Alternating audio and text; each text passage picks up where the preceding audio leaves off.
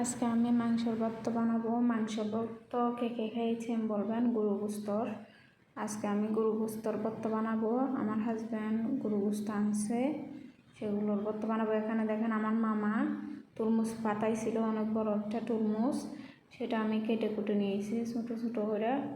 এখন সেগুলোকে কেটে নেওয়ার পরে এখন খাবো আর কি। আর এখানে এগুলো দুইয়া দাইয়া রাখছি, প্লেট দুইয়া দাইয়া না, এগুলো সকালে রুটি বানাইয়া রাখছি, আবার ভুলে গেছি, এখন পরিষ্কার করব। এখানে দেখেন চাল শুকাইতে দিয়েছি, চাল না ভাত, ওই ভাত যেগুলো বাসি ভাত থেকে গেছে, ঠান্ডা ভাত থেকে গেছে কালকের, সেগুলো এখানে শুকাইতে দিয়েছি। কারণ ভাতগুলো শুকাইতে দিলে ভালো, ওগুলো নিয়ে আবার বেজে খাইতে পারবো, সেজন্য শুকাইতে দিয়েছি, না হলে নষ্ট হয়ে যায়, ফেলে দেওয়া লাগে। দেখেন এখানে গোস্ত নিয়ে নিয়েছি আলাদা করে 3-4 টুকরো, এগুলো দিয়ে গোস্তর ভর্তা বানাবো আর কি। আমরা বলি হরুয়া, গোস্তর হরুয়া বলি আমরা। গরু গোস্তর মুরগিরও করা যায়, গরু গোস্তরও করা যায়, কিন্তু গরু গোস্তর হইতেছে একটু বেশিক্ষণ টাইম লাগে আর কি, সিদ্ধ করা লাগে বেশিক্ষণ। আর এগুলোকে তেতো করা লাগে, চিকেনগুলোকে হইতেছে তেতো না বললে চলে আর কি। এখন আমি এগুলোকে তরমুজ খেয়ে নিব, আগে তরমুজ শেষ করব। দেখেন এখানে হইতেছে একটা টুকরো কেটেছিলাম, অনেক ছোটো একটা টুকরো কেটেছিলাম, সেখান থেকে দেখেন কতগুলো হয়েছে, অনেকগুলো হয়েছে তরমুজ, আরও অনেকটা টেকে গেছে। আমরা তো 3জন মানুষ, কত তরমুজ কাটলে টেকে যায়, খাবার লোক নাই। দেখেন এখন থালা বাসনগুলো ধুয়ে রাখতেছি। দুপুরে বলতেছি, সকালে নাস্তা পানি খেয়েছি, খাবার পরে এগুলো থেকে গেছে, এগুলো এখন ধোয়া ফালা করতেছি আর কি এগুলোকে। আর এখন দেখেন গোস্তগুলো পরিষ্কার করে নিব। গোস্ত আর কিছু ফ্রিজ থেকে বাইর করে নিয়েছি, ফ্রিজের মধ্যে সলিড গোস্ত ছিল আর কি, সফট, মানে একবারে পরিষ্কার করে এগুলো গোস্তর ভর্তা বানাবো বলে রেখে দিয়েছিলাম, কিন্তু অলসতার জন্য বানাতে পারিনি। এখন সবগুলো বাইরে করে নিছি। এখন এগুলোকে একটু ছোটো ছোটো করে কাটবো, কাটার পরে তারপর ফ্রাই প্যানে দিয়ে হালকা করে ভেজে নিব। দেখেন এখানে 2 রকমের গোস্ত দেখা যাইতেছে, কারণ আগে যেটা আনছিল সেটা কিসের মাংস জানি না, মানে গরুর মাংস, কিন্তু জায়গা ফরক হলে তো আবার গোস্তর কালারও ফরক হয়, সেজন্য আর কি। এখানে লাল সাদা দেখা যাইতেছে। দেখেন এখন ছোটো ছোটো করে কেটে নিব, একবারে ছোটো ছোটো করে, এগুলো যেন তাড়াতাড়ি সিদ্ধ হয়ে যায়। আর তো জানেন গরু গোস্ত সিদ্ধ হতে একটু টাইম লাগে, গরু গোস্ত বলেন আর হাঁসের গোস্ত বলেন, যেটা বলেন না কেন, মুরগির গোস্তর মধ্যে টাইম লাগে না, আর অন্য গোস্তগুলো টাইম লাগে। এগুলো এভাবে কাটার পরে আবার কিন্তু জয়েন হয়ে যায় আর কি। আবার কিন্তু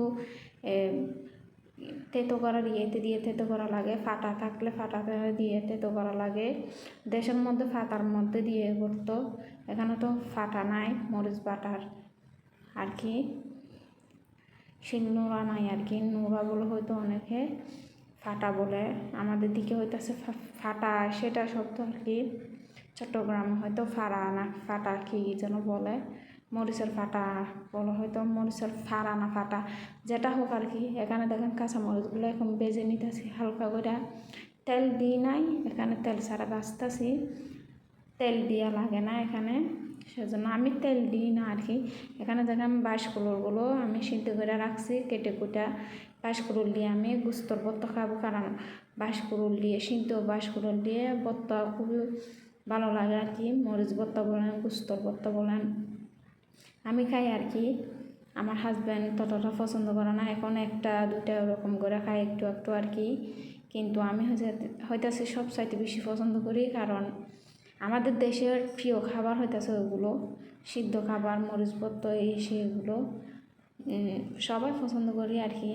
আমাদের ফ্যামিলির মধ্যে আমার ভাই ছাড়া, আমার ভাই হইতেছে একটু পছন্দ করে না। দেখেন এগুলোকে এখন বেজে নিয়েছি, অনেকটা ভাজা হয়ে গেছে, এখন খাইতে পারতাছি আমি, এভাবে বেজে নিয়েছি। আগে পানি বাইর হয়েছিল, এখন দেখেন বাঁচতে বাঁচতে পানিগুলো শুকিয়ে গেছে, এখন একবারে শুকিয়ে নিয়েছি, আর একটু বাজবো আমি, বাইজে একবারে একটু ব্রাউন কালার করে নিব আর একটু, তারপরে এগুলোকে তেতো করবো, কারণ ব্রাউন কালার করলে অনেক সুন্দর গ্রান হয়। এখানে দেখেন মরিচ ভর্তা করে খেয়ে দিয়ে নিয়েছি, কারণ অনেক লেট হয়ে গেছিলো, সেজন্য খেয়ে নিয়েছি। খেয়ে নেওয়ার পরে এখন দেখেন এগুলোকে ধুয়ে দাইয়ে নিব। মরিচ গোস্তর ভর্তা আর কি বানিয়ে নিয়ে ফেলছি। এগুলো দেখানো হয়নি কারণ অনেক তাড়াতে ছিলাম, তাড়াতাড়ি করে নিছি। এগুলো হয়তো শর্টের মধ্যে হয়তো থাকতে পারে, না হলে আমার ফেসবুকে বা না হলে অন্য একটা জায়গাতে আমি ছাড়তে পারি ভর্তার ভিডিওটি, আমি জানি না। কিন্তু এখানে দেখেন আমি এখন এগুলো ধুয়ে দেখে নিব, কারণ অনেক লেট হয়ে গেছিলো, সেজন্য তাড়াতাড়ি নিয়েছি আর কি। আমার হাজব্যান্ড সেদিন মনে হয় শুক্রবার না কী বার ছিল, আমার হাজব্যান্ড বাইরে গেছিলো হয়তো, সেখান থেকে আসার পরে তাড়াতাড়ি করতেছে, সেজন্য আমি আর ভিডিও করার সময় পাইনি, খেয়ে নিয়েছি একবারে, সেজন্য আর কি।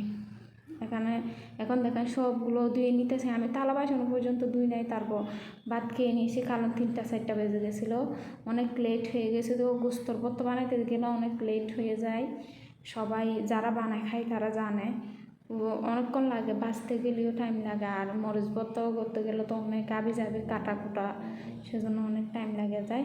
ভালো থাকবেন সবাই। আপনাদের কাছে আমার ভিডিওটি কেমন লাগছে বলবেন।